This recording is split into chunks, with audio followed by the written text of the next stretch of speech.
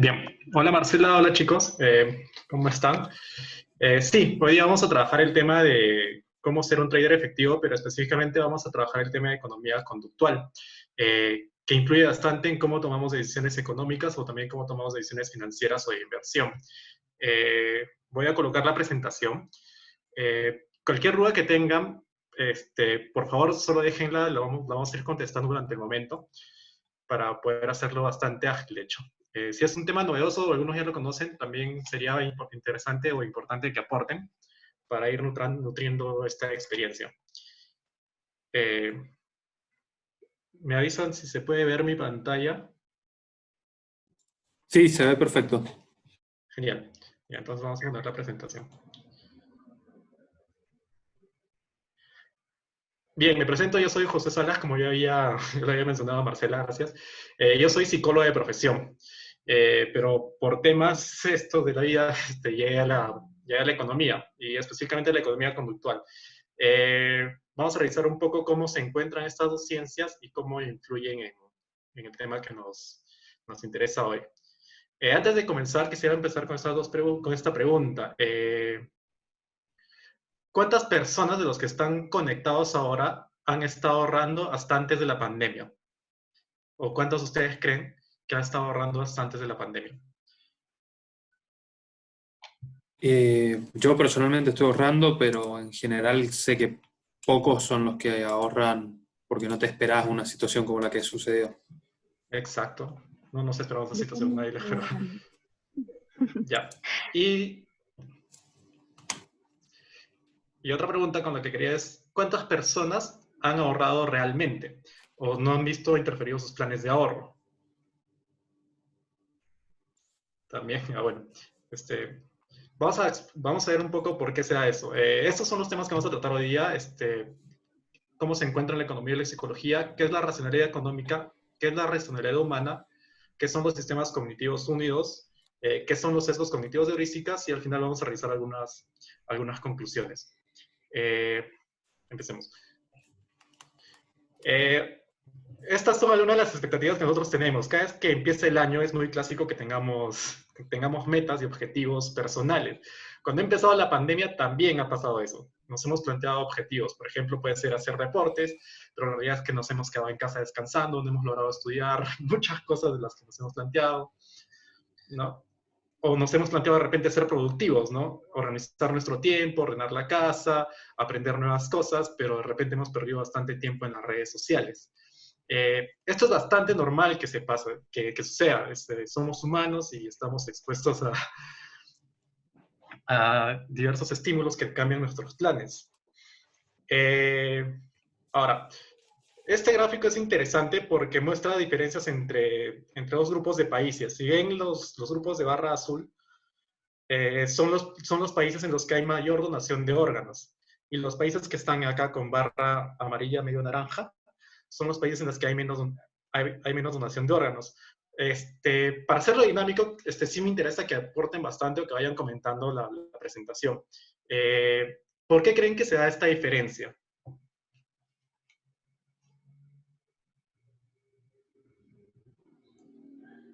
Eh,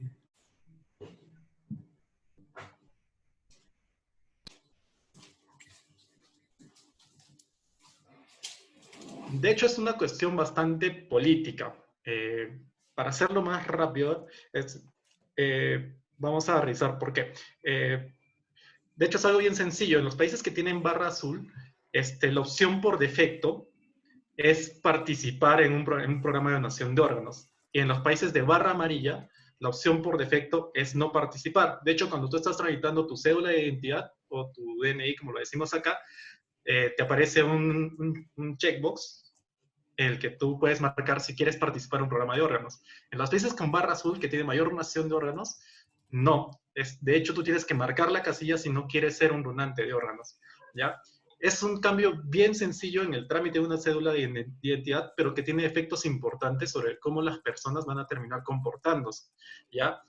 Esto puede darse incluso aunque los países, por ejemplo, de barra amarilla tengan buenas actitudes a la donación de órganos, ¿no? O lo consideren importante o lo consideren bueno, pero no se trasluce en su comportamiento. Entonces, un cambio sencillo puede cambiar el comportamiento de las personas. ¿Ya? Para introducirnos más en la economía conductual, hemos revisado que todos tenemos objetivos y metas. Puede ser hacer ejercicios, estudiar más, ahorrar más, viajar, levantarse temprano, pero al final también nos terminamos topando con la realidad, o no terminamos cumpliendo todas las metas que nosotros tenemos.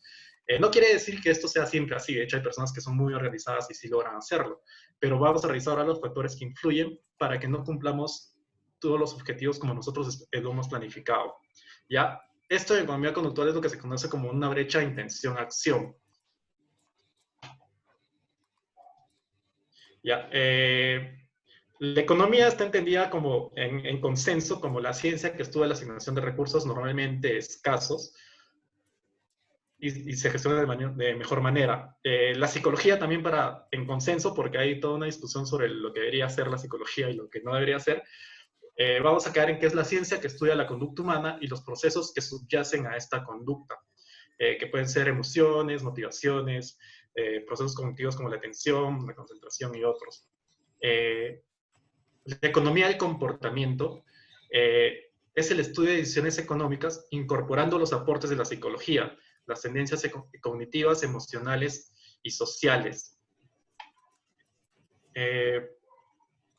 Acá hay tres personajes importantes o tres pioneros de la economía conductual. Uno es Daniel Kahneman, que ganó el premio Nobel en el 2002 por sus estudios sobre mapas de racionalidad limitada y por incorporar la parte experimental a los estudios económicos.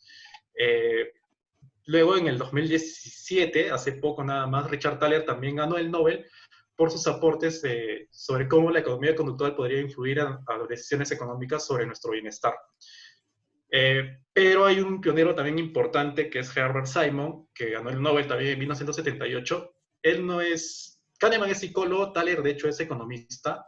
Herbert Simon es economista, administrador y psicólogo, de hecho también tiene estudios en inteligencia artificial, muy interesante. Gana el Nobel en 1978 por sus estudios sobre teoría en la toma de decisiones. Ya, ahorita vamos a revisar algunos de sus aportes. No sé si se puede ver el video bien con audio, de todas maneras vamos a probar. Me avisan si se escucha bien o si no se escucha. ¿Se llegó a escuchar un poco? No. Uy, a ver, vamos a probar cambiando el canal de audio.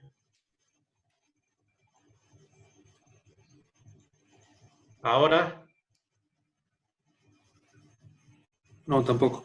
No, Bueno, quizás muéstralo desde tu computadora mejor. Claro, capaz que si lo mostrás sin presentación, te puede dejar que el audio pase. ¿Así? Lo que pasa es que he puesto el video incrustado, pero ha sido difícil encontrarlo. Ahí, fíjate ahí. A ver.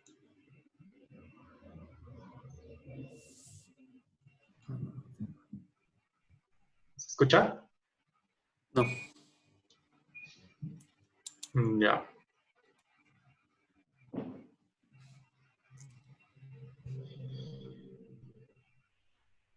Bueno, hay algunos videos, pero igual creo que se pueden resumir bien. Este es un video interesante porque es Richard Thaler conversando con la inteligencia artificial de IBM Watson. Y Watson le pregunta, y Richard, he leído todos tus libros, soy fan de tus libros. Y dice, qué bien, ¿y tú qué estudias, Watson? Watson dice que estudia la inteligencia humana y Richard Thaler le dice que estudia la irracionalidad humana. No, es un contraste bastante interesante entre una inteligencia artificial y lo que es una inteligencia humana realmente. Vamos a pasarlo. Ahora vamos a pasar al tema de que es para comprender mejor este tema, vamos a pasar al tema de racionalidad económica y racionalidad humana y qué implican cada una de ellas. Muchos de nosotros hemos ido a Starbucks, de hecho, cuando vamos al cine o cuando vamos a algún establecimiento de comida o de cafés, nos encontramos con tres opciones normalmente para comprar café. También puede ser en el cine cuando compramos canchita. Cuando nos encontramos con una opción pequeña, una opción, digamos, media y una opción grande. ¿Ustedes cuál es la opción que suelen elegir? Yo suelo ir por la grande. Por la grande, ya. Otra persona que tengo una idea. Por la media. Por la media. Ya vale, Carlos. Yo voy por la chica. Por la chica, ya. Tenemos una muestra variada, más o menos acá. Este es un experimento que se hace y normalmente las personas suelen ir por la opción del medio. Cuando les preguntan por qué, dicen porque la grande es muy grande, la pequeña es muy pequeña, entonces la del medio es la mejor opción para mí. De hecho, también pasa con las pizzas, ¿ya? Que suelen venir así por ese tamaño. Pero cuando se cambian los tamaños y se pone así, las personas vuelven a elegir la opción del medio, que antes era la grande. Y nuevamente, cuando les preguntan por qué, te dicen porque la grande es muy grande, la pequeña es muy pequeña, la del medio es perfecta para mí. ¿Ya? Esto es un proceso automático, pero nos da una idea de por qué las personas no estamos a veces muy conscientes de cuál es el tamaño, cuál es la cantidad de bebida exactamente que queremos. De hecho, yo no me fijo mucho en la cantidad de mililitros, o sea, solo veo las onzas y no me interesa mucho. Pero puede pasar también con los precios. Ya tenemos un producto que es demasiado barato, otro que es demasiado caro y encontramos un punto medio que, entre comillas, es el ideal para nosotros. Richard Thaler hace una comparación entre cómo piensan las personas y cómo deberían pensar según la teoría económica clásica. Esto lo resume en su libro Natch, que lo escribe con Cass Sunstein. De hecho, es un libro interesante porque Cass Sunstein fue asesor de Obama en los 3 primeros años de su gobierno. Y Richard Thaler hace una definición de lo que es el Homo económicos para la teoría económica clásica. A él les llama icons. Normalmente son personas muy inteligentes, pueden realizar cálculos complejos de manera rápida, pueden ver hacia el futuro indefinidamente, pueden calcular la utilidad de los objetos y en base a eso decidir, pueden hacer elecciones plenamente racionales y en general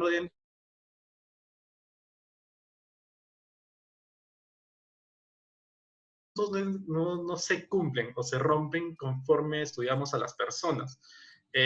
Por ejemplo, en el tercer punto, pueden ver hacia el futuro indefinidamente. Si alguno de nosotros habría podido ver podría haber previsto la situación de la pandemia actual, de repente habría cambiado mucho qué decisiones económicas tomamos o qué decisiones de inversión llevamos a tomar.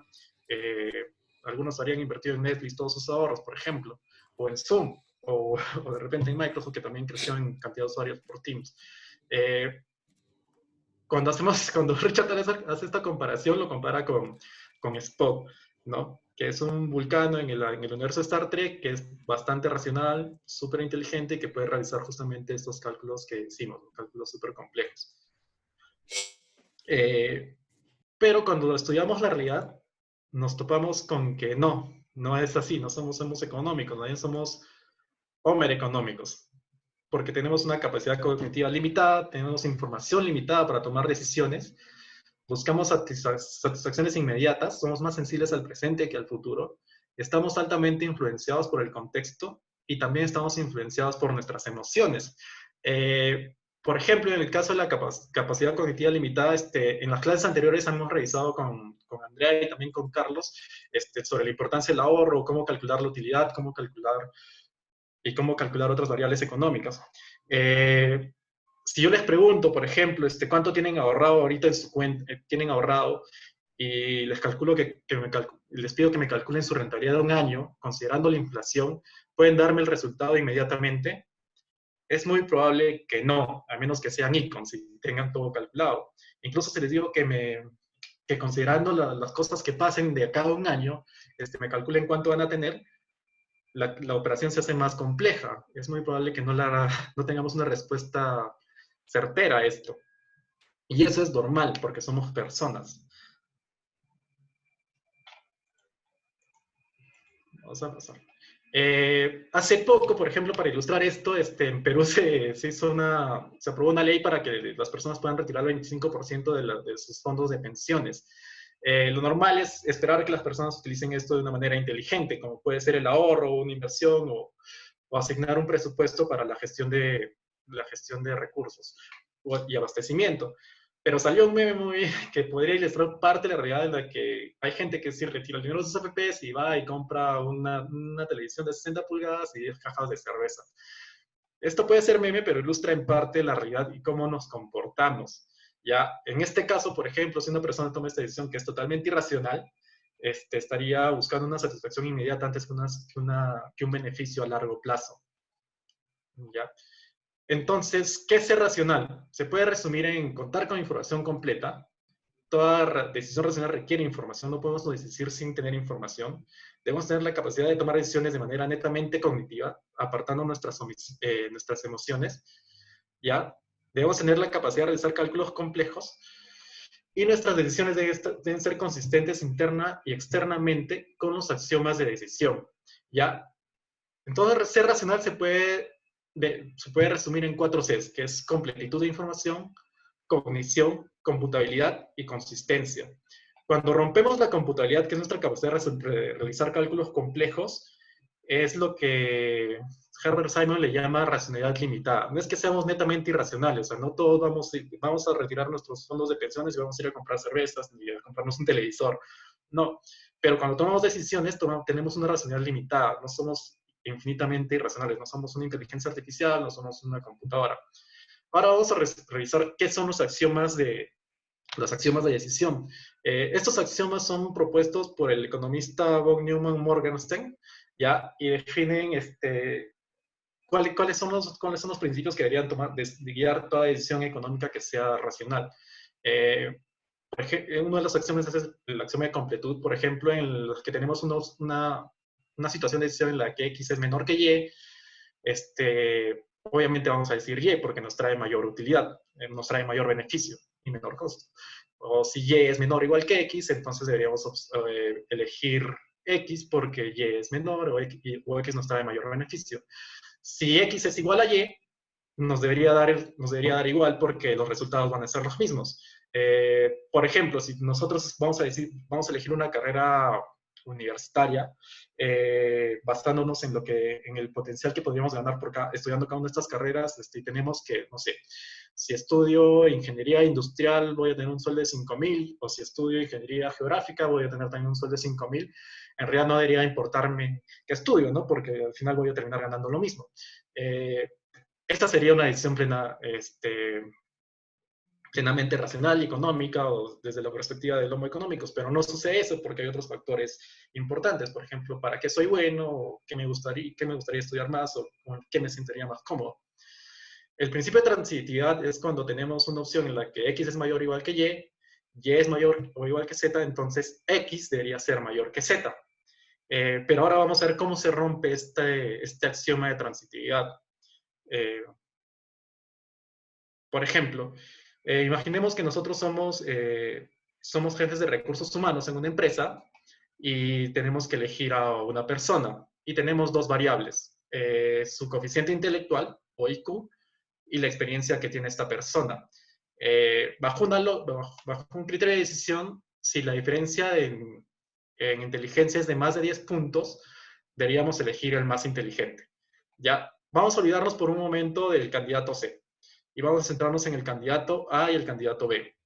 Tenemos que el candidato A tiene un coeficiente intelectual de 120 y el candidato B tiene un coeficiente intelectual de 110. La diferencia en coeficiente intelectual es menor de 10, entonces deberíamos elegir al candidato B porque tiene más cantidad de años de experiencia. Correcto. Ahora vamos a olvidarnos un rato del candidato A, ¿ya? Y vamos a comparar al candidato B y al candidato C. Encontramos que el candidato B tiene un coeficiente intelectual de 110 y el candidato C tiene un coeficiente intelectual de 100. La diferencia en coeficiente intelectual es menor de 10, entonces deberíamos elegir al que tiene más años de experiencia. En este caso es el candidato C porque tiene 3 años de experiencia. Entonces tenemos que C es mayor que B. Entonces, C, si comparamos al candidato A y C, C debería ser mayor que A, según según el axioma de transitividad. Pero cuando comparamos al candidato A y cuando comparamos al candidato C, encontramos que hay una diferencia de coeficiente intelectual mayor de 10. Ya son 20 puntos. Entonces, no vamos a elegir al candidato C, vamos a elegir al candidato A pesar de que tiene solo 1 año de experiencia. Entonces, no es cierto que C es mayor que A. Y con esto se rompe el axioma de transitividad. ¿Ya? Los otros dos axiomas son el axioma de continuidad y el axioma de independencia. No lo vamos a revisar a detalle, pero vamos a revisar un experimento que hace un economista y físico de cómo se rompen también estos dos axiomas. ¿Ya?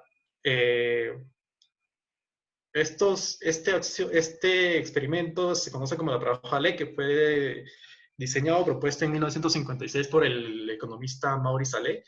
¿Ya? Acá sí necesito, por favor, que participen porque es un poco como que pesado comprenderlo bien. Básicamente, Ale propone dos experimentos.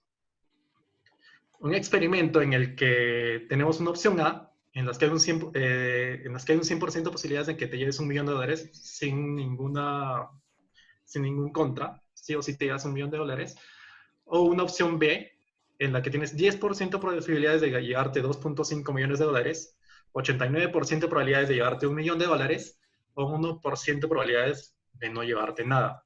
¿Ustedes qué opción elegirían? ¿La opción A o la opción B? La opción B. La opción B, la que tienes 10% de probabilidades de llevarte $2.5 millones y una posibilidad menor de llevarte nada, correcto. Otras personas, los demás, ¿qué opción elegirían? La La A, ya. Ya, bueno,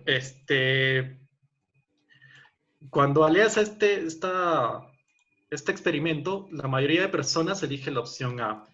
No hay pérdida, no hay posibilidad de pérdidas, sí o sí te llevas $1.000.000. Luego plantea un segundo experimento, ¿ya? En la que tienes 11% de posibilidades de llevarte $1.000.000 y 89% de posibilidades de no llevarte nada. O opción B, tienes 10% de posibilidades de llevarte $2.5 millones o 90% de posibilidades de llevarte nada. En este escenario, ¿qué opción elegirían ustedes?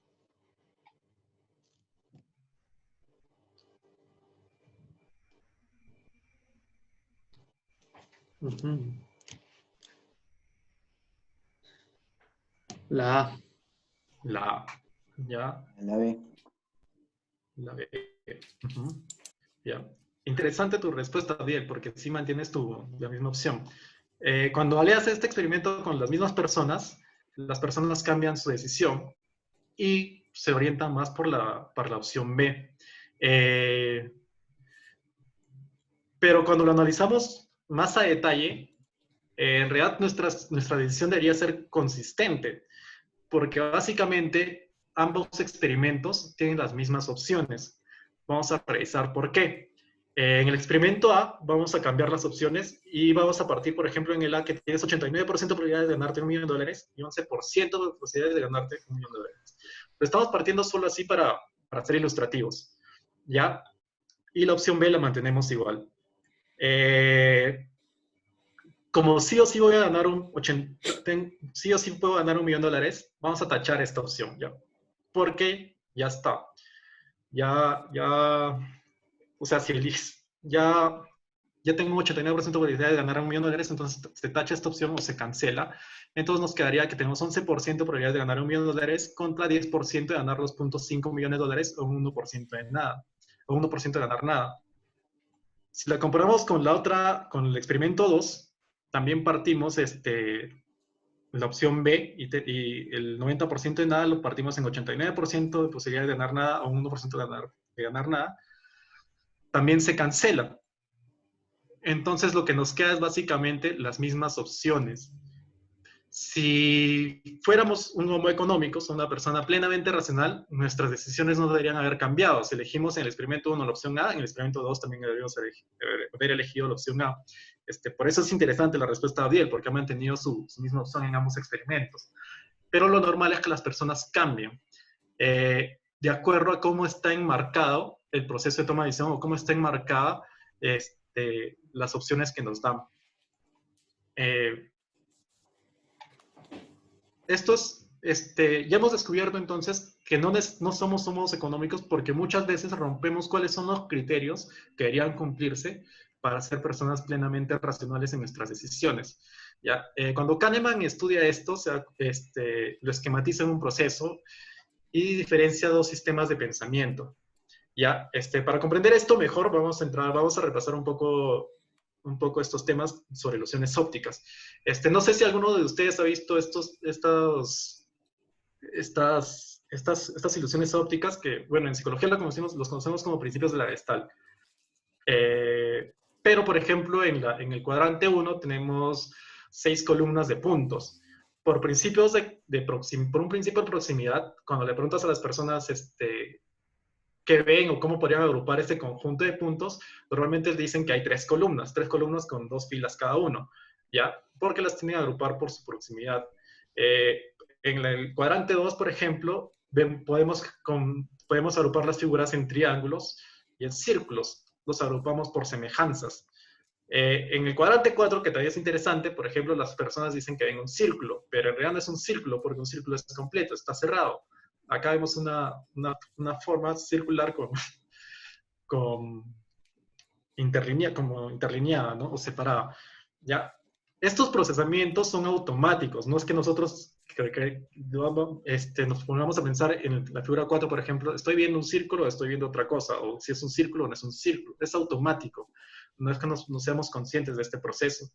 Hay otras paradojas visuales, por ejemplo, como esta, en la que hay 3 colores, pero las personas suelen ver 4. Yo veo 4, de hecho, ¿ya?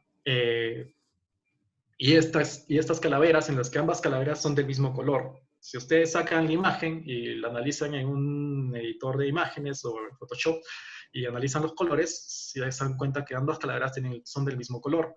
Pero a la izquierda yo veo, por ejemplo, una calavera azul y roja, y a la derecha veo una calavera naranja y amarilla. Acá hay un video, por ejemplo, con varias ilusiones ópticas. Este es un tema bastante popular porque incluso hay concursos sobre esto. Vamos a verla acá.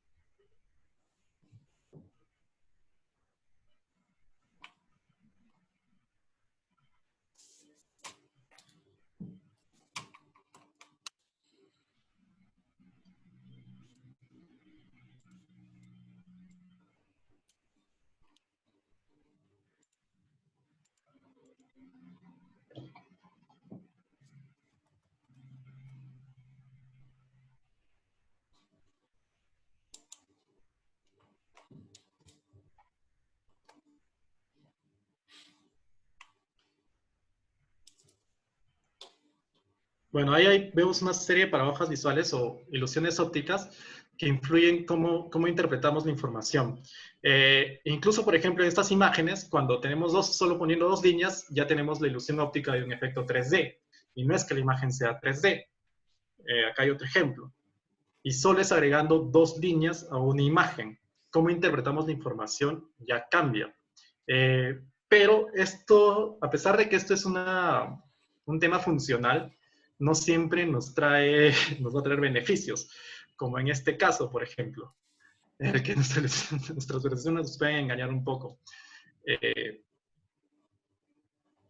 Cuando Kahneman analiza esto, identifica 2 sistemas. Un sistema cognitivo 1, que está basado en la intuición y que normalmente es rápido, es paralelo, es automático, sin esfuerzo, es de aprendizaje lento y es emocional, y un sistema de razonamiento 2, que es lento, consecutivo, controlado, con esfuerzo, regido por reglas. Por ejemplo, los que saben manejar carros, es distinto cuando recién estamos aprendiendo y estamos muy atentos a la calle, estamos conduciendo lento, somos conscientes de cuándo pisar el acelerador, el freno o el embrague, cuando ya hemos aprendido y ya todo es automático. Acá, por ejemplo, tenemos el ejemplo de un proceso en el que se ha pasado de una actividad del sistema cognitivo 2 del sistema cognitivo 2 al sistema cognitivo 1. Así sucede cuando vamos a aprender nuevas actividades.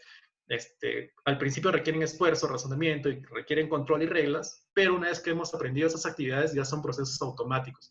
Lo mismo sucede con nuestras decisiones económicas. Ahorita vamos a ver por qué. acá utilizamos paradojas visuales o ilusiones ópticas porque procesamos información visual. Y así como procesamos información visual, también procesamos información económica, como el ejemplo de los vasitos de las tazas de café. ¿Ya? Por ejemplo, los que eligieron en el ejemplo de las tazas de café el café alto es porque en su experiencia han aprendido que es el que mejor satisface sus necesidades. O los que han elegido el vaso pequeño es porque han identificado que es el que mejor satisface sus necesidades en determinado momento. Pero no es que todas las veces que van a comprar café se preguntan cuál es el tamaño ideal que va a satisfacer sus necesidades o va a cumplir mejor con sus expectativas. Ya. Para ejemplificar esto, hay una pregunta. Por ejemplo, si un bate y una pelota de béisbol cuestan $110 y el bate cuesta $100 más que la pelota, ¿cuánto cuesta la pelota? ¿Alguien que tenga la respuesta?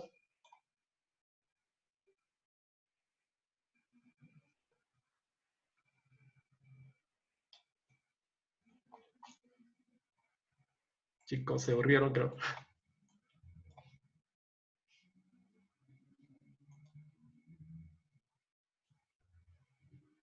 Están en el chat. No podía ver bien el chat. $10. 10. Exacto, veo que la mayoría pone 10. Pero no, la pelota no vale $10. La pelota vale $5. Exacto, Estefanía, muy bien, tú sí le identificaste. No, la pelota no vale $10, la pelota vale $5, no vale 10. ¿Por qué? Porque tenemos que, si un B más P es igual a 110, ¿cierto? Pero el bate cuesta 100 más que la pelota, entonces tendríamos que P más 100 es igual a 110. Entonces 2P va a ser igual a 110 menos 100, entonces 2P va a ser igual a 10, P sería igual a 5. Esto lo hacemos ya pensándolo. Pero cuando vemos la pregunta tal como está redactada, lo automático es pensar que sí cuesta $100. Perdón, $10. Ya.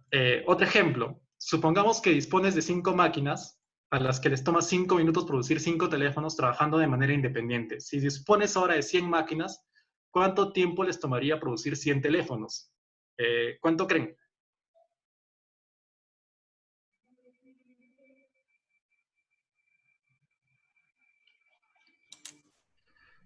Bien, claro. Acá ya las respuestas son más acertadas, ¿cierto? Porque la pregunta uno nos alerta. Sí, cierto. La respuesta correcta es 5 minutos. Exacto. ¿Ya? Entonces, estos son algunos ejemplos de cómo funciona el sistema cognitivo 1 y el sistema cognitivo 2. Un ratito voy a poner el chat acá para poder leerlos. ¿Ya?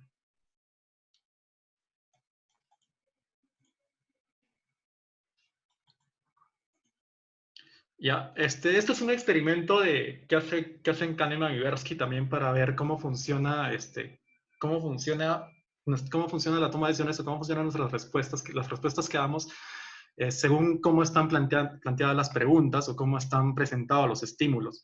Esto se le presenta a niños de aproximadamente 5 años y se les pregunta cuál creen que es el resultado de esta multiplicación. ¿Ustedes cuál creen que es el resultado de esta multiplicación? Así sin pensarlo mucho nada más. O sea, el primer resultado que les dé. ¿Cuánto es 8 por 7, por 6, por 5, por 4, por 3, por 2, por 1? Sí, es mucho.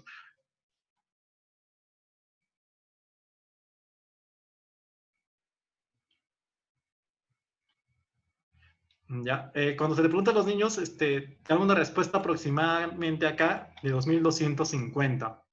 Pero luego a otro grupo de niños se les pregunta cuánto creen que es el resultado de 1 por 2 por 3 por 4 por 5 por 6 por 7 y por 8. Si se dan cuenta, por probabilidad conmutativa en la multiplicación, estos dos resultados serían lo mismo. Y cuando se les pregunta a los niños cuál creen que es el resultado, ellos te dicen que es 512. Está un poco alejado, ¿cierto? Pero sí, como dice Adiel, la respuesta real es unos miles y la respuesta real, de hecho, es 40.320. Pero hay una diferencia más o menos significativa entre las respuestas que dan ambos grupos, que no son aproximadas. ¿Ya? Entonces, eso depende básicamente de cómo están planteados los estímulos, influyen en cómo los interpretamos. Acá ustedes, ¿qué ven? en esta diapositiva. Ya, 13. Sí, Ujú. puede ser también una B, además de un 13. Ajá, exacto. Exacto, sí, B o 13. Si le doy contexto a esto, lo más probable es que sea una B. ¿Cierto? A, B, C. Pero si lo planteo de otra manera, la respuesta ya podría cambiar a que es un 13, como decía Biel. Uh-huh. Esto quiere decir que el marco, el contexto de cómo esté planteada una decisión o un estímulo va a influir en cómo nosotros lo interpretamos. Eso normalmente es de manera automática, no es que nos pongamos a pensarlo. Si yo les hubiera presentado solo la parte de arriba, el A, palito, algo raro, C, lo más probable es que me habrían dicho que sea una B. ¿Ya? Porque el contexto influye bastante en cómo nosotros interpretamos la información. Eso es lo que se conoce como efecto marco.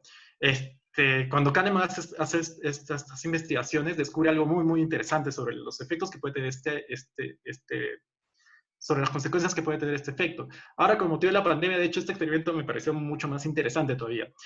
Imaginemos que ustedes son alcaldes de una ciudad de 600 personas y deben enfrentar una enfermedad extranjera.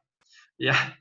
¿Qué medicamento elegirían? Un medicamento en el que 200 personas se salvarán, sí o sí, o un medicamento en el que hay un tercio de probabilidades de que 600 personas se salven y 2 tercios de probabilidades de que nadie se salve.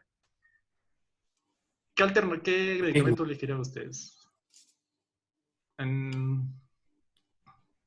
Sí, ya están más alerta. Cuando se hace este experimento,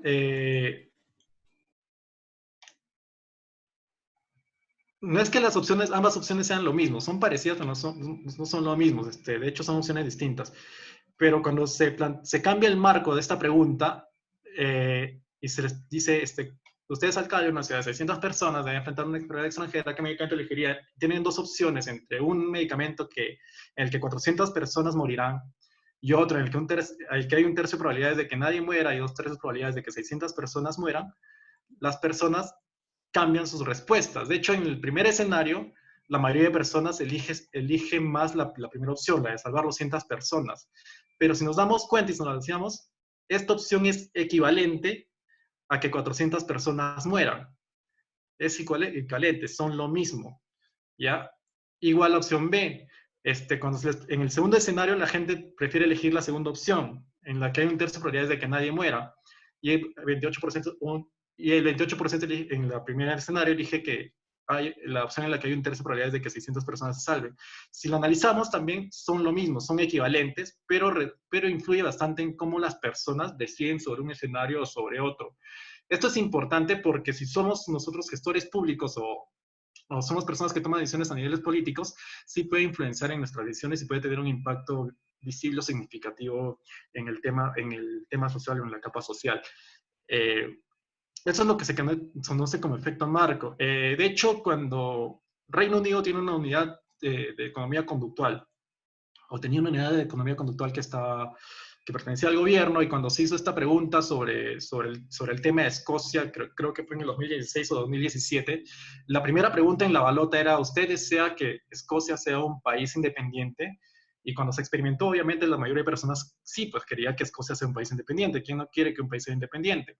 Pero eso no le convenía a Reino Unido. Entonces, en la balota final se cambió la pregunta y decía, ¿está usted de acuerdo con que Escocia se separe de Reino Unido? Entonces influyó bastante en cómo las personas pueden decidir sobre un tema sensible. Vamos a pasar a la siguiente parte.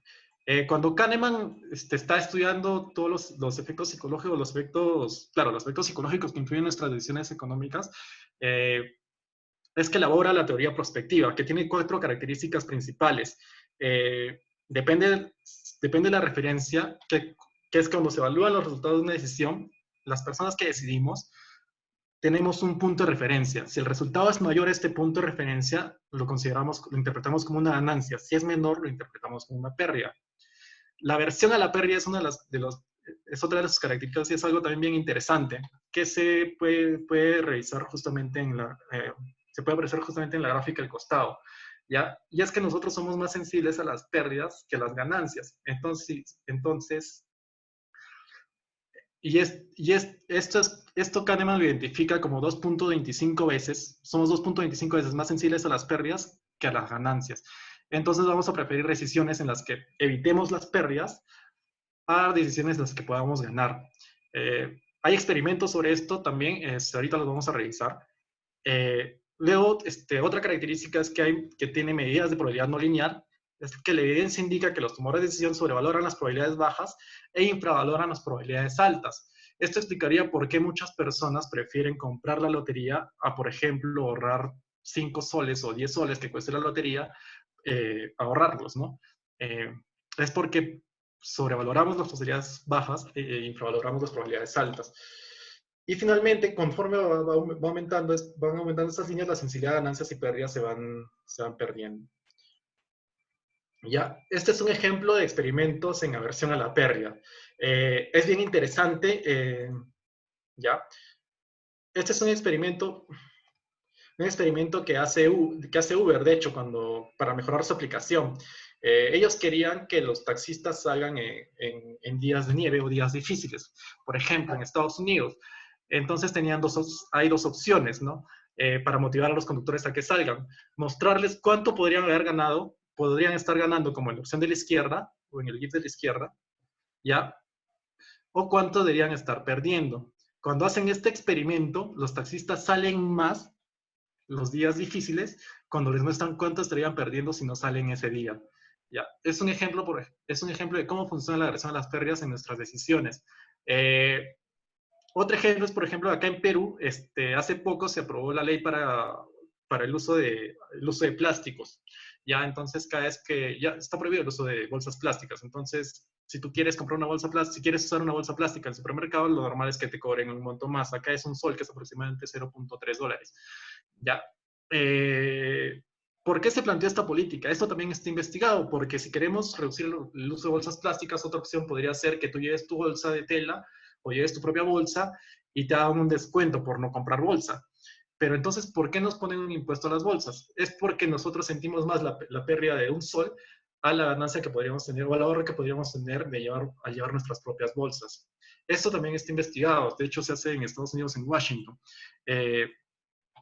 Otro ejemplo es este acá, que está en la imagen de la derecha, que también es de Uber, que es que para lograr que los conductores sigan en horarios difíciles, les ponen una meta de cuánto podrían ganar o cuánto estarían perdiendo si no aceptan una última carrera, ¿no? Entonces dicen, tú vas a perder la oportunidad de lograr una meta de $40 de ganancia, ¿no?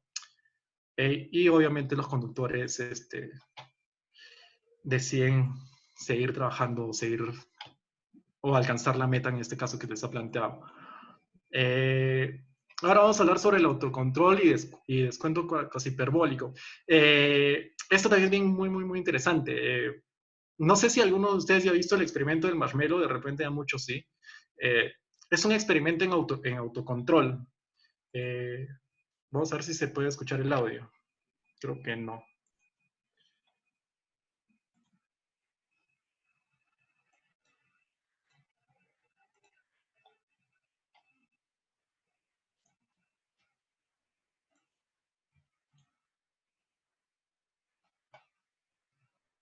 Uy, ufa, no. Ya, bueno, entonces les comento porque es un experimento pequeño en realidad. El experimento marshmallow a ver, voy a probar lo que dice Andrea.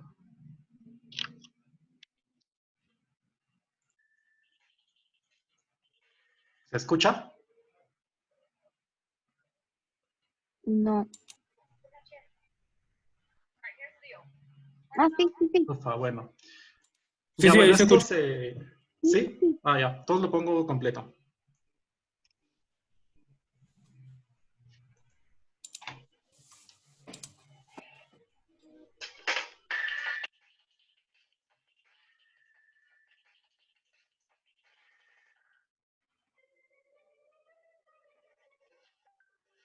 Okay, sit in that chair. All right, here's the deal.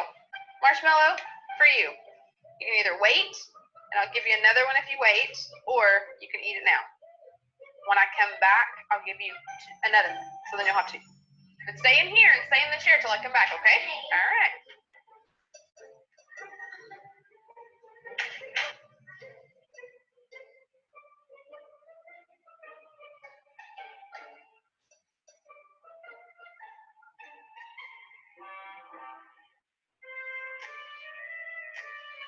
I'm gonna go do something and then I'll come back. It smells yummy. It smells really good.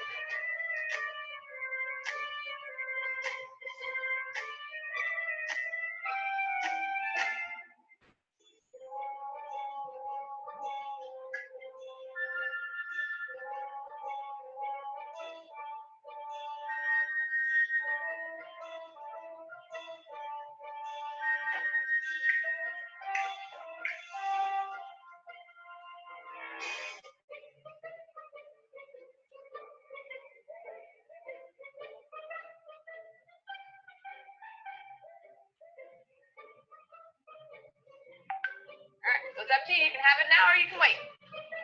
Okay?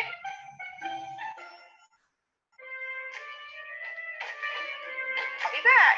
Stay in the chair, okay? Okay.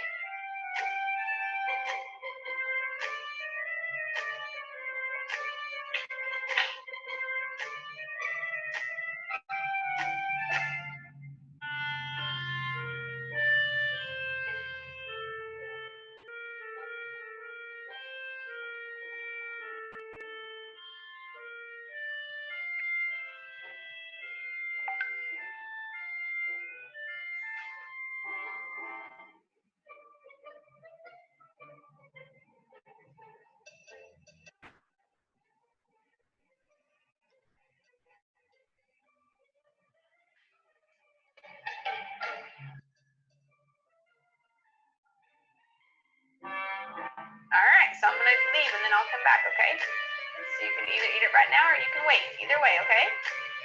Okay.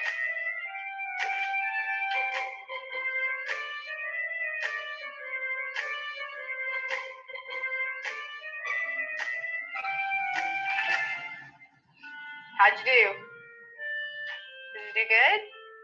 You did? You wanted to eat it, didn't you? Yeah. So did I tell you to give me another one? Okay, now you can have both. You need them.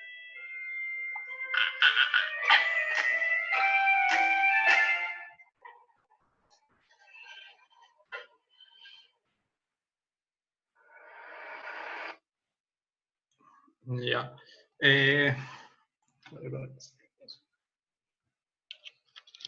Ya.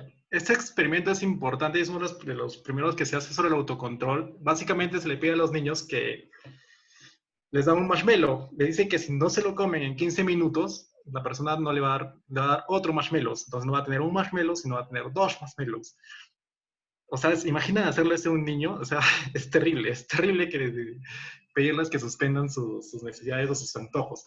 Pero eso también nos pasa a nosotros como personas adultas. Y de hecho se investiga en economía. Y es lo que se conoce como descuento hiperbólico o descuento cuasi hiperbólico. ¿Ya? También se hace con personas adultas. Esto lo hace Lifeson en 1997. Y básicamente nos hace la siguiente pregunta. ¿Qué prefieres? ¿Que te des $50 ahora ya, o que te des $100 en una semana? ¿Ya? Cuando se hace esta pregunta y la persona está ubicada acá, la mayoría de personas dice, no, mejor dame los $50 ahora.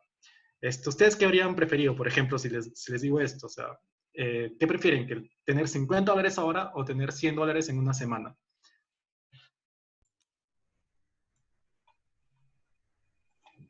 Los $100 en una semana. Ajá, claro, eso es $100 en una semana. Sí, muchas personas, es porque nosotros podemos, de repente tenemos más autocontrol sobre nuestras decisiones, ajá. Pero en realidad la respuesta es depende. Pero cuando se experimenta, la mayoría de personas prefiere tener $50 ahora. Pero cuando se les pregunta, o se cambia el escenario de la decisión y se les dice, ¿qué prefieres? ¿Que te des $50 dentro de un mes? ¿O que te des $100 dentro de un mes y una semana?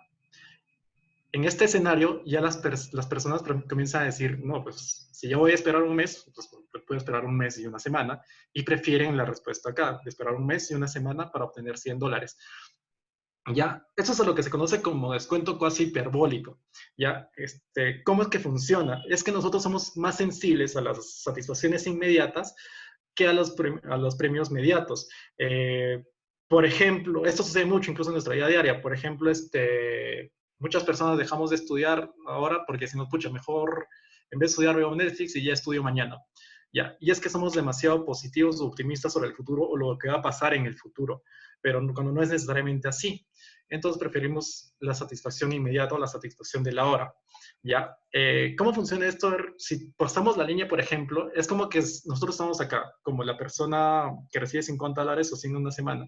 Cuando estamos cerca a este punto, esto es como, estas dos líneas son como si fuera un edificio. Nos cuesta mucho ver la altura de los edificios o saber cuál es más alto que el otro. Entonces podemos elegir el que está más cercano a nosotros, ¿no? Podemos decir, ah, no, este es más alto, pues lo que mejor más es hacer. Pero conforme nos vamos alejando, vamos cobrando mayor perspectiva sobre el valor real de las cosas o la altura real de los edificios, como si metafóricamente como lo podemos apreciar acá, ¿no? Entonces ya podemos tomar una mejor decisión. Eso es lo que se conoce valor descontado o descuento hiperbólico, ¿no? Pues es por la parábola que se describe acá. Y cómo el valor se va descontando conforme va pasando el tiempo. Ya. Bueno, ahora ya hemos visto algunos experimentos o algunas investigaciones de cómo se describen algunos efectos psicológicos sobre la toma de decisiones. Cada uno de estos efectos, cuando se investiga, Kahneman les llama mapas de racionalidad limitada. Estos mapas de racionalidad limitada es lo que se conoce como sesgos cognitivos o heurísticos. ¿Ya? Son parecidos, pero tienen una pequeña diferencia en realidad. Ya, un sesgo cognitivo es una distorsión o error sistemático en razonamiento en las valoraciones realizadas en un contexto de decisión. Es como es lo que les decía, ¿no? Tomamos decisiones automáticamente en diversos escenarios. Esto es un sesgo. Cuando se va repitiendo o se configura en un patrón, es un sesgo cognitivo. Un heurístico, por contra, bueno, no por contra, un heurístico es más como un atajo mental que facilita la toma de decisiones, como dice Girenser. Para ponerlo en contexto, a ver, imaginemos que es la primera vez que nos estamos independizando de nuestros padres y vamos a comprar implementos de limpieza. Entonces vamos al supermercado y tenemos miles de opciones sobre implementos de limpieza, sobre detergentes, sobre limpiapisos, etc. de cosas. ¿No? Hay sobrecarga de opciones. Se llama, eso nos provoca sobrecarga cognitiva, overwhelming. Pero una vez que nosotros tomamos una decisión, lo más probable es que cuando volvamos al mismo supermercado, automáticamente ya tengamos una preferencia o sepamos qué elegir. Eso es lo que se llama un heurístico, es un atajo mental que nos facilita tomar decisiones en diversos contextos. Ya, son conceptos parecidos en realidad, y ambos estudian, ya hay muchos puntos de encuentro, pero tienen alguna pequeña diferencia. Los sesgos cognitivos que más estudian Kahneman y Tversky, que son pioneros en este tema, son el sesgo de disponibilidad, el sesgo de anclaje y, bueno, acá hay otro que no lo he puesto, que es el sesgo de representatividad. ¿Ya? ¿Cómo funciona el sesgo de disponibilidad? Es que los individuos hacemos juicios acerca de la probabilidad de que suceda un evento futuro basándonos en la facilidad con la que vienen a nuestras mentes una instancia que lo represente.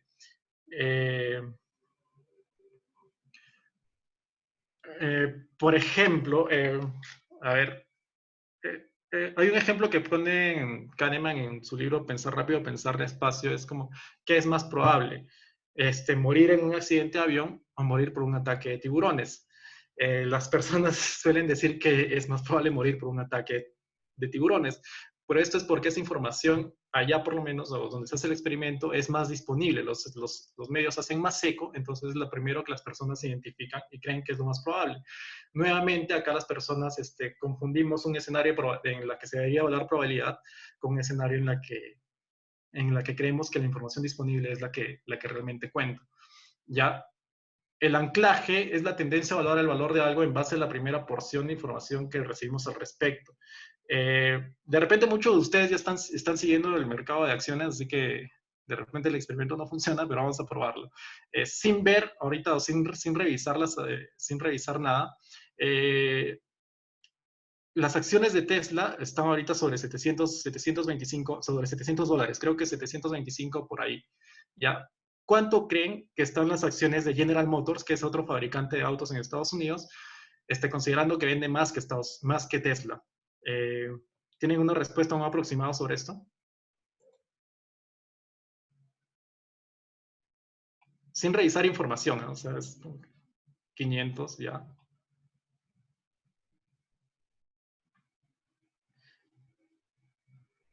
Alrededor de 300, ajá.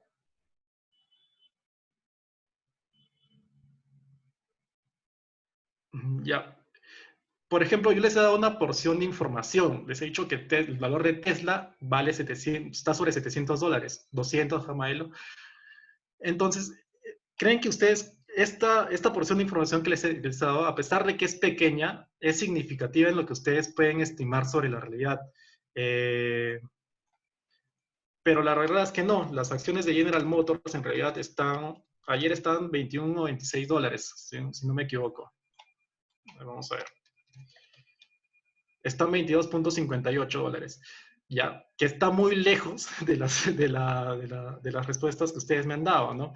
Pero es totalmente comprensible porque es sesgado su opinión o lo que puedan estimar sobre algo. ¿Ya? Esto ya es importante porque nos vamos acercando a efectos prácticos que pueden tener los sesgos cognitivos sobre cómo tomamos decisiones de inversión incluso, que lo vamos a revisar más en la noche con Arturo. ¿Ya? Que lo vamos a revisar en la noche con Arturo. Pero si podemos, si hay sesgos en cosas, por ejemplo, poco importantes sobre estimar la muerte de esto, sobre estimar cuáles son las probabilidades de muerte más altas, puede ser también nuestras decisiones económicas. Y esto ya puede afectar nuestro bienestar o nuestro futuro económico, ¿no? O las decisiones económicas que tomemos. Ya pasando... bueno, ahora vamos a pasar a ejemplos en cómo se aplican los sesgos cognitivos heurísticos en decisiones económicas. Acá vamos a repasar algunos sesgos más que se investigan, que ya son más importantes y más enfocados, más importantes, no, más enfocados a lo que nos compete. Y encontramos encontramos el concepto de contabilidad mental. ¿Ya? ¿Qué es la contabilidad mental? Normalmente nosotros tenemos nosotros tenemos un monte de dinero que ganamos mensualmente o que recibimos mensualmente por nuestro trabajo.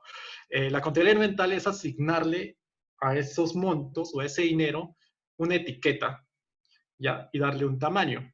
Esas son las dos principales características que tiene. Por ejemplo, podemos tener un presupuesto para las compras del mes, para la comida, podemos tener un presupuesto para entretenimiento, podemos tener un presupuesto para ahorrar, un presupuesto para la inversión. Y de acuerdo a la etiqueta que le ponemos a esos montos de dinero, es como depende de la función que le damos a ese dinero y también el alcance que tiene ese dinero. Por ejemplo, si yo tengo un monto separado para entretenimiento y sucede un accidente, puede que sea más flexible con ese presupuesto que, por ejemplo, con el presupuesto que yo tengo para las compras de abastecimiento mensuales. ¿Ya? Eso es lo que se conoce como contabilidad mental. ¿Ya? Por ejemplo, acá hay un experimento también interesante. Alex paga $50 por una entrada para un concierto que será a 100 kilómetros de su casa. El día del juego hay una tormenta en nieve. Decide ir de todas formas, pero aclara que si le hubiesen regalado la entrada, hubiese preferido quedarse en casa. Acá entran dos conceptos importantes. Primero, el de contabilidad mental, porque Alex puede que haya utilizado un presupuesto específico para eso. Acá, por ejemplo, es una categorización corta, ¿no? Para un evento en específico, que es un concierto. Pero el hecho de que haya decidido ir también es importante porque ahí funciona otro concepto, que es el efecto del costo hundido, que es básicamente las personas asesoramos la utilidad por el dinero que estamos invirtiendo. Este efecto no se daría en Alex si, por ejemplo, le hubieran regalado la entrada, porque no le habría costado los $50, no sentiría el costo de pérdida de los $50, a pesar de que económicamente sí estaría desperdiciando o utilizando $50. Acá podemos ver otro efecto del costo hundido. ¿Ya? Por ejemplo, Alex ha comprado un ticket de 160 soles para esquiar 4 días. El cuarto día hay una tormenta y Alex decide volver a casa y dejar de esquiar ese día. Esto sucede porque los 160 soles que él tiene para 4 días los utiliza en 3. Entonces reparte la utilidad de estos 160 soles o el beneficio de estos 160 soles en los 3 días que le quedan o los 3 días que los ha utilizado esquiando.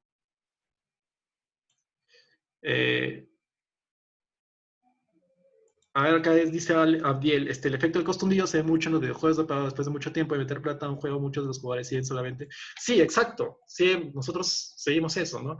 Incluso por eso puede que se dé la fidelización en los ecosistemas de aplicaciones, ¿no? Si hemos invertido, no sé, 50 soles en aplicaciones para iOS y tengo que renovar mi móvil, yo me compraría otro, ¿no? Porque ya tengo 50 soles invertidos ahí o tengo suscripciones ahí. Sí, exacto, muy, muy buena observación. Y también tiene que ver con lo siguiente. En el siguiente escenario, por ejemplo, Alex ha comprado 4 tickets de 40 soles cada uno para esquiar. Es un ticket por día, es el mismo monto. 4 días, 40 soles, 160 soles. El cuarto día, Alex ya compró su ticket y hay una tormenta. ¿Cuál creen que sería su decisión? Acá lo más probable es que Alex sí vaya a esquiar el cuarto día para utilizar los 40 soles que ha invertido para poder hacerlo. Quiere obtener la utilidad o el beneficio de lo que ya está invirtiendo. Este efecto también es importante porque funciona mucho en los modelos de suscripción. Hay personas que pagan el gimnasio por 6 meses y hay personas que lo pagan mensualmente. De hecho, se hace un experimento también sobre esto. Y las personas que pagan mensualmente son las que más van al gimnasio que las personas que pagan por 6 meses. Y es porque el valor o la utilidad que tú pagas al ir 6 meses lo puedes distribuir no sé, en los 2 primeros meses o en el primer mes o en los días que tú vayas sin utilizarlo mucho. En cambio, si pagas mensualmente, te preguntas si le estoy dando utilidad a esto o no le estoy dando utilidad a esto, o estoy aprovechando el beneficio de esto o no estoy aprovechando el beneficio de esto. ¿Ya? Acá hay otro experimento bien interesante que es el sesgo de anzuelo que lo desarrolla Dan Ariely, ¿ya? Y pone un ejemplo, en este caso de The Economist, en las que te dan 3 opciones de suscripción. Una suscripción a economist.com, que es la versión online, por $59, una suscripción a la revista impresa por $125, o una suscripción a la revista impresa más digital por $125. Acá las personas eligen obviamente, la mayoría de personas eligen obviamente la tercera opción, pero la opción del medio que vemos en realidad no tiene ninguna función, porque es boba, no nadie pagaría $125 solo por una opción impresa cuando puede obtener también la versión digital, pero funciona como anzuelo para influir sobre la decisión de las personas. En el otro escenario, por ejemplo, en el que solo se ofrezca la primera opción y la tercera opción, la distribución cambia, ¿no? Y solo un 32% de personas eligen la opción por la revista digital o impresa. Es el efecto anzuelo. Ya hemos analizado los sesgos cognitivos y cómo se aplican en algunas decisiones económicas. Lo que se busca con la economía del comportamiento y la economía conductual es ir cerrando esta brecha que se conoce como intención-acción, porque las personas tenemos metas u objetivos también económicos, que pueden ser ahorrar más, invertir o etc. cosas. En el caso de ahorrar más, Richard Thaler desarrolla un programa de ahorro que se llama Save More Tomorrow, en el que se utilizan varios sesgos cognitivos y heurísticos para lograr que la gente finalmente ahorre. Esto es importante porque en Estados Unidos la gente gasta más en comprar boletos de lotería al año que en lo que ahorran para su jubilación, que es una decisión totalmente irracional. ¿Ya? Se utilizan conceptos como el de racionalidad limitada porque el programa busca facilitar que las personas acercarse a la tasa de ahorro de su ciclo de vida si no pueden calcularlo por ellos mismos, el programa les ayuda a hacerlo a través de un asesor. Se utiliza el descuento hiperbólico porque se considera que las oportunidades de ahorrar más en el futuro sean más valoradas que las que tienen en el presente. Se utiliza la procrastinación e inercia o la opción por defecto, porque para salir del programa o para dejar de participar del programa, la persona debe declararlo explícitamente si quiere salir del programa. Entonces así reducen la tasa de personas que abandonan el programa de ahorro. Y se utiliza conceptos como aversión a la pérdida, porque una vez que las personas ya se han acostumbrado a un nivel de ingresos, es muy probable que renuncien a ese nivel. Entonces lo que busquen es si mantener el ahorro, aumentarlo o buscar las maneras de aumentar sus ingresos. ¿Ya? Eso es lo que desarrolla Richard Thaler para su programa utilizando principios de economía del comportamiento. Ya, cuando queremos influenciar sobre una decisión económica, normalmente nos encontramos en una lucha entre la voluntad y el deseo. Entonces, las intervenciones que se dan en este campo, cómo se diseñan productos en el campo económico, pueden tener tres tipos de estrategia. Una estrategia puede ser reducir el deseo, por ejemplo, promoviendo la evitación o poniendo reglas para retrasar la elección o usando la sustitución, o incrementar la voluntad, por ejemplo, haciendo estrategias de precompromiso, monitoreando nuestras cuentas si tenemos contabilidad mental. Alfie nos ayuda mucho en esto, por ejemplo. O, por ejemplo, pensando cómo nos sentiríamos si no cumplimos nuestras metas financieras.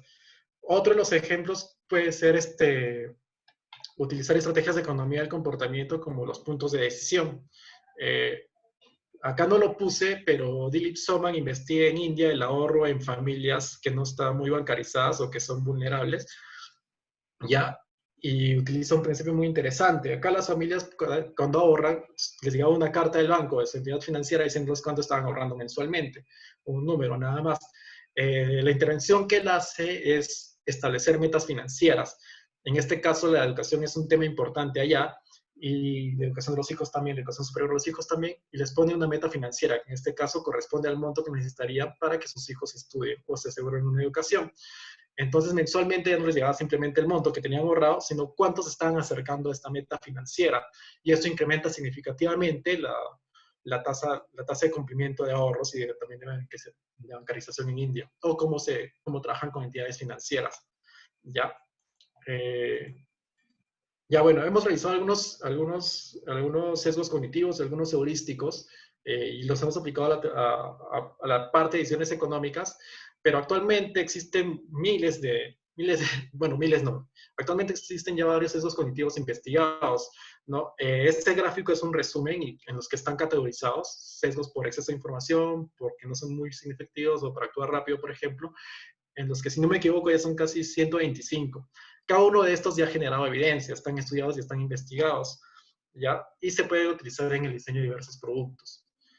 Entonces, lo que queremos nosotros es cerrar esta brecha intención-acción, en las que tengamos metas, objetivos que pueden ser para ahorrar más, invertir mejor, aprender, y aquí es donde así es como en Alfie diseñamos nuestros productos, ¿no? Así que, si se dan cuenta, en la aplicación hemos utilizado algunos de los principios, y ustedes pueden, por ejemplo, utilizar presupuestos, generar ya un presupuesto, y más adelante se van a poder hacer más cosas, ¿no? Pero lo que queremos es eso, es que sí, las personas inviertan mejor, ahorren mejor y también aprendan, cumplan sus metas financieras, y así cerrar esta brecha intención-acción.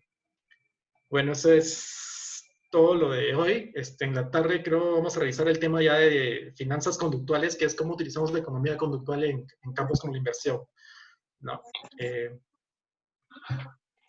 Wow, muchísimas gracias, José. Estuvo súper potente esta presentación, en verdad. A mí me encanta la psicología, bueno, por eso soy psicóloga, pero igual, de hecho, está súper importante todos estos términos de los sesgos, pues de los sesgos cognitivos que podemos tener en cuanto a la elección de diferentes acciones o al momento de invertir o el tema del ahorro también, ¿no?